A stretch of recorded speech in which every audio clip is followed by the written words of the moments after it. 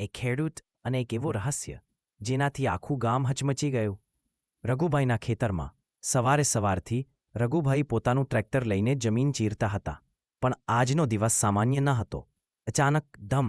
Tractor જમીન નીચે છુપાયેલા કોઈ આલી ગારી વશથી હતલાયો.